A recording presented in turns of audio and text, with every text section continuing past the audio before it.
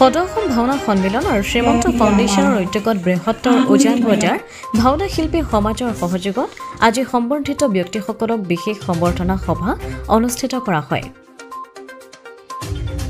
শ্ৰী পীতাম্বৰ দেৱগোস্বামী প্ৰভু ঈশ্বৰৰ নেতৃত্বত গঠন হোৱা সদৌ ভাওনা সন্মিলন গুৱাহাটী মহানগৰ জিলাৰ উদ্যোগত আৰু অসমৰ এটা অগ্ৰণী অনুষ্ঠান শ্ৰীমন্ত ফাউণ্ডেশ্যনৰ যুটীয়া উদ্যোগত তথা উজান বজাৰ ভাওনা সমাজৰ সহযোগত আমি অসমলৈ গৌৰৱ কঢ়িয়াই অনা পদ্মভূষণ শ্ৰীযুত যতীন্দ্ৰনাথ গোস্বামী ডাঙৰীয়া, ছত্তীশগড়ৰ মহামহিম ৰাজ্যপাল শ্ৰীযুত ৰমেন ডেকা ডাঙৰীয়া আৰু অন্য 4জন যি পদ্ম সন্মানেৰে বিভূষিত হৈছে সেইসকলক আজি আমি ইয়াতে এটা সম্বৰ্ধনা জনাবলৈ বিচাৰিছোঁ।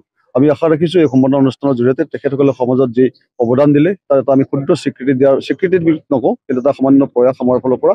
আমি ভাবোঁ তেখেতসকলৰ নিজৰ কৰ্মক্ষেত্ৰত যি দক্ষতাৰে তেওঁলোকে গোটেই সমাজ জীৱনত তেওঁলোকে বৰঙণি আগবঢ়ালে তাৰ বাবে আমিও নিজে মহিয়ান হৈছোঁ আৰু আমাৰ এই অনুষ্ঠানটোৰ জৰিয়তে তেখেতসকলৰ আগন্তুক সময়ছোৱাত সুস্বাস্থ্যৰে সমাজক দিয়া অৱদানখিনি যাতে আৰু বেছি উত্তৰোত্তৰ কামনা কৰাৰ উদ্দেশ্যে আজি এই অনুষ্ঠানটো আয়োজন কৰা আছোঁ। ইতিমধ্যে ছত্তীশগড়ৰ মহামহিম ৰাজ্যপাল মহোদয় ইতিমধ্যে আহি পাবহি আৰু কিছু সময়ৰ পিছতে অন্যান্য যি পদ্মভূষণ আৰু পদ্মশ্ৰী সন্মানেৰে বিভূষিত হ'বলগীয়া সমূহ সদস্যকে আমি আজি সন্মানিত কৰিম।